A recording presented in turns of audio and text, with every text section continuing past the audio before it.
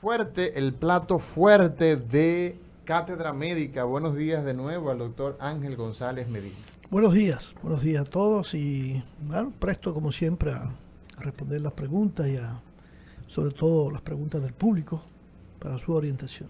Así mismo es, y ustedes tienen la oportunidad de conversar con el doctor Ángel González Medina sin limitarse al tema de la hipertensión y del tratamiento de la hipertensión arterial. O sea, usted puede hablar con el doctor Ángel González Medina de cualquier dolencia que usted tenga, cualquier situación que usted tenga en cardiología. Tenemos la oportunidad hoy de conversar con el doctor Ángel González Medina. Usted puede tomar su laboratorio, puede llamarnos y decirnos, mire doctor, yo tengo aquí estos reportes de laboratorio, coménteme, dígame, recomiéndeme. 809-682-9850 es la línea nacional, 809-682-9850 y la línea internacional 833-380-0062.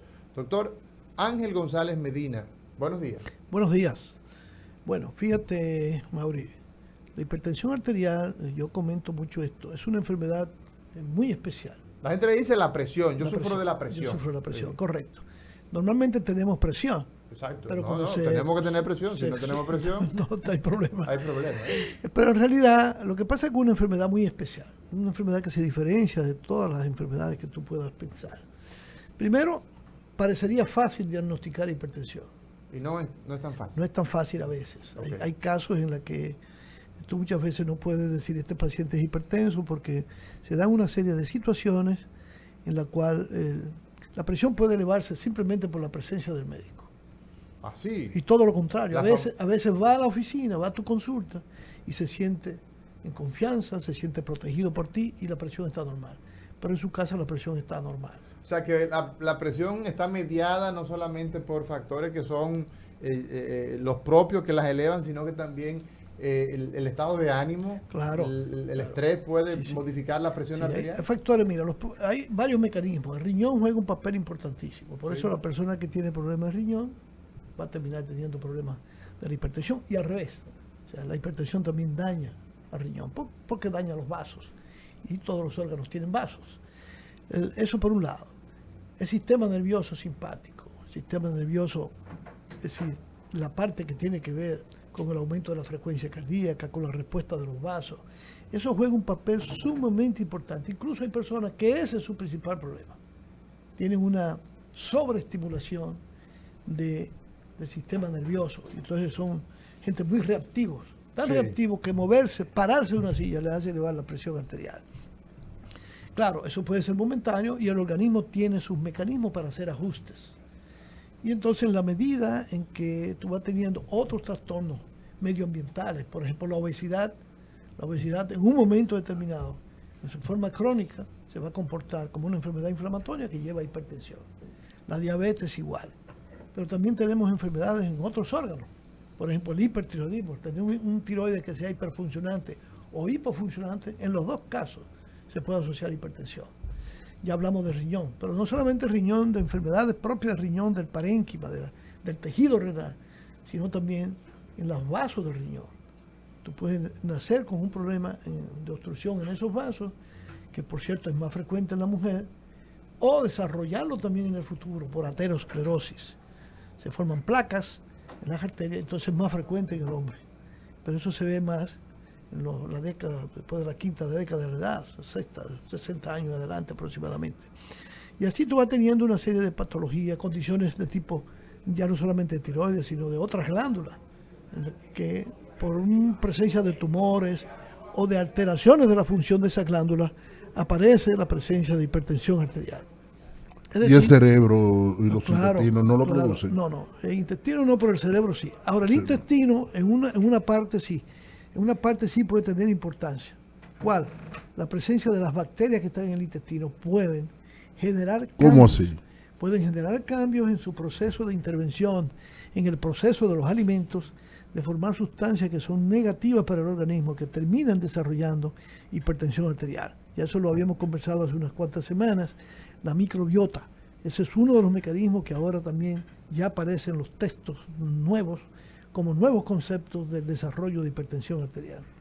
Doctor, el paciente que es hipertenso, una vez que se logra ese diagnóstico que usted dice que en algunas ocasiones se torna un poquito difícil, después de que se hace ese diagnóstico, ¿todos los pacientes que tienen hipertensión arterial deben ser medicados? ¿Se debe implantar un tratamiento farmacológico? Pero antes que eso, Lizania, para que la gente no se vaya a perder secuencialmente, la hipertensión, ¿cómo se define? ¿Cómo nosotros podemos hablar de hipertensión para que la gente sepa cuáles son los rangos y esas cosas? Sí. Lo primero es definir el concepto de hipertensión. La hipertensión arterial no es más que el aumento de la presión sanguínea por encima de los niveles considerados como normales y que a partir de los cuales favorece el desarrollo de enfermedad cardiovascular. Esto es importante porque, fíjate, nosotros nacemos con un tipo de presión, con una cifra de presión, y en la medida que vamos aumentando de peso, que vamos desarrollando, que nos vamos siendo más adultos, procesos degenerativos, los cambios que nos exponemos en el medio ambiente, en el estilo de vida, la alimentación, todo eso va incorporando elementos que entonces tu presión se va elevando y va causando daño, pero un daño que es silencioso. Por eso que se habla de que la hipertensión arterial es el enemigo silencioso, porque muchas veces tú te das cuenta que eres hipertenso después de 5, 10, 15 años, cuando ahora la enfermedad ya está teniendo repercusiones que son importantes, muchas veces irreversibles.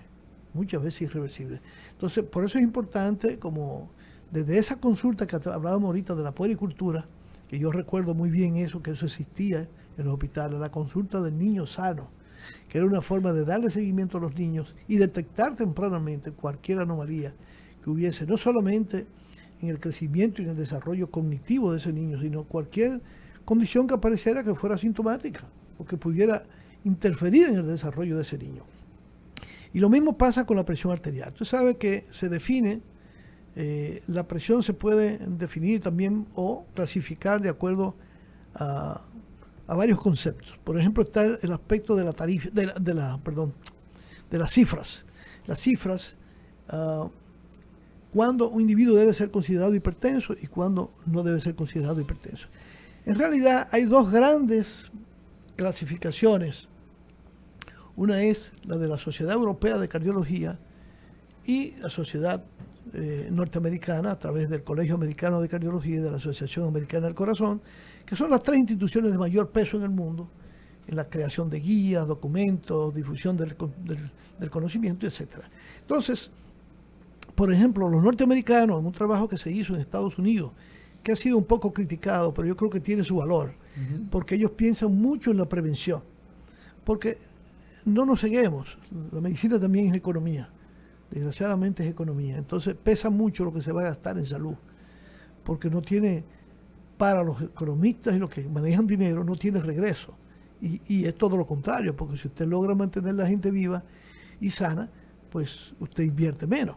Entonces, ¿qué ocurre? Que los norteamericanos rompieron el consenso, pero no por pleitos, sino por conceptos. Ellos determinaron un estudio que ha sido criticado porque se hizo un estudio por primera vez con dispositivos automáticos, o sea, con los aparatitos estos digitales que, si están certificados y son validados, son bien utilizados. Entonces, ellos encontraron que los pacientes que mejor le iba eran aquellos pacientes que tenían unas presiones por debajo de 130, 80 milímetros de mercurio. Entonces establecieron claramente una clasificación que es interesante desde el punto de vista preventivo, porque lo que se ha visto en los estudios de intervención es que cuando tú bajas la presión por debajo de 140, la presión sistólica o máxima, o por debajo de 90, la presión diastólica o mínima, ¿qué ocurre? Que no se ve ese gran impacto, y es de esperarse. Si usted es pobre y a usted le regalan un bono hoy de 1.200 pesos, para poner un ejemplo gráfico, ¿verdad? Pero usted no ve 1.200 pesos hasta diciembre cuando vuelve otra vez. Usted eso le impactó un día. O sea, el impacto que va a tener eso en su vida es muy mínimo.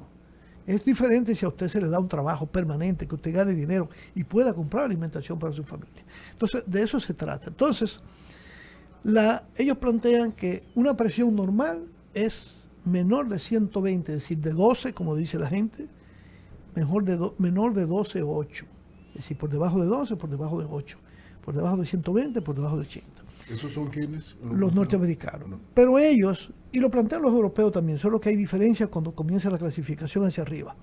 Ambas normas plantean que un paciente tiene presión normal alta, concepto que a mí no me gusta, que era lo que se hablaba antes de prehipertensión, pero que tampoco tú puedes decir que un paciente que tenga una presión entre 120 y 130 va a desarrollar hipertensión, porque eso puede ser momentáneo. Entonces, consideran que el paciente que está entre 120 y 129, o sea, 12 y 12.9, pero siempre por debajo de 8 o de 80, ese paciente tiene presión normal alta, si tiene más de 12 y no llega a 13. Entonces, los europeos consideran lo mismo, pero a partir de los 130. Consideran que entre 130 y 134 y 80-84, ese paciente puede ser una presión normal alta. A partir de ahí, entonces se puede decir que tiene una hipertensión. Los europeos plantean que ya el hipertenso definitivo es 140 o más, 90 o más.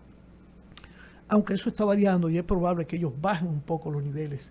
Eso es lo que se espera en las próximas guías. ¿Por qué razón se establece que una persona que tiene 130 es una presión normal alta? Menor de 130.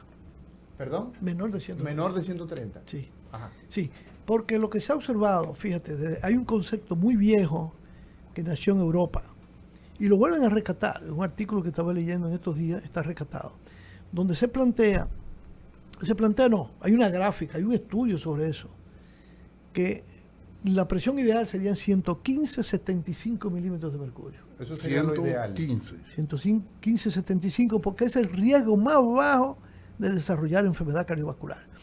¿Cuáles son las enfermedades cardiovasculares a partir de la hipertensión, doctor?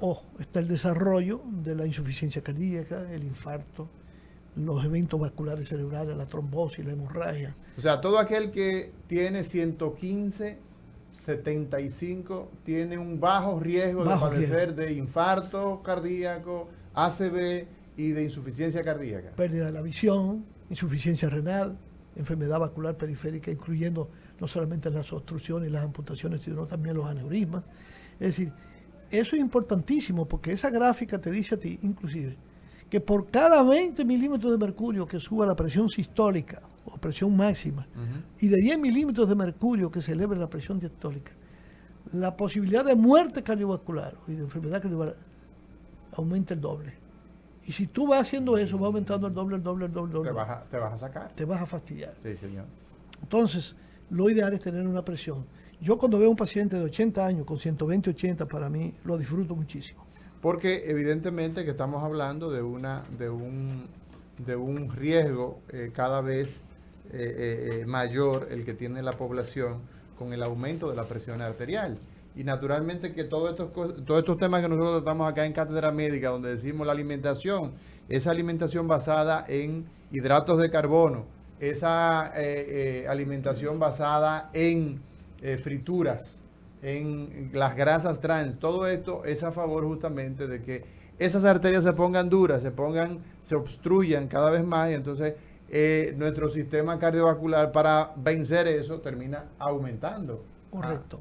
La presión arterial. Fíjate, los norteamericanos ahora plantean que si tú tienes 130, 139 milímetros de mercurio, la sistólica, y 80, 89, tú eres un hipertenso grado 1. Ok, o sea que bajaron la métrica. La métrica. Solo que ellos plantean que en esa fase lo primero es cambio en el estilo de vida. Pero tú sabes que la mayoría de la población no se ajusta. Es lo más difícil del tratamiento. Ni siquiera es tomar la medicina, es hacer cambio en el estilo de vida. ¿Cuáles son esos cambios, doctor, que se plantean como cambio de estilo de vida? Sí, empieza por la reducción o control del peso. Es decir, si estás en sobrepeso, peso normal; si estás en obesidad, lo mismo; y si estás en peso normal, conservar ese peso o mantenerte en los rangos que se consideran ideales. Eso por un lado. La alimentación, disminuir el consumo de sal, disminuir el consumo de grasas saturadas, disminuir sobre todo el consumo excesivo de carbohidratos porque vas a aumentar de peso. Claro. El exceso de ingesta de alcohol, reducirlo. Reducir el estrés, porque juega un papel muy importante.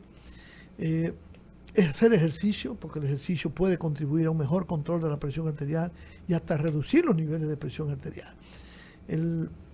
A eso tú agregas, bueno, evitar la polución, que es un efecto también dañino para la salud del individuo, o evitar fármacos que también pueden alterar la presión sanguínea, los llamados antiinflamatorios no esteroidales, que su uso crónico puede contribuir al desarrollo de hipertensión arterial, los medicamentos que son cortisona, o sea, los corticosteroides, los jarabes que son para la tos o para los broncodilatadores, que son el uso crónico, pueden elevar la presión porque producen un aumento de actividad del sistema nervioso simpático, del sistema nervioso autónomo, y eso aumenta el trabajo cardíaco y es importante controlar todo eso.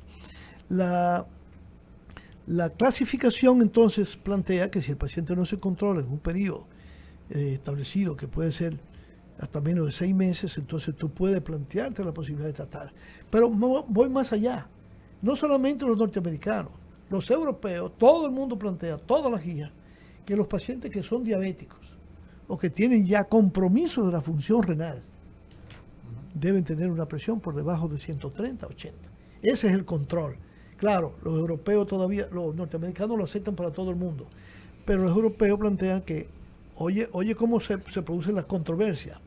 Los europeos plantean que hay que bajar la presión, tú te consideras controlado, en 140, 90 tú estarías controlado. Sin embargo, ellos le ponen una adenda y dicen, sí, 140, 90, pero que sea preferiblemente lo más cerca de 80 y de 130.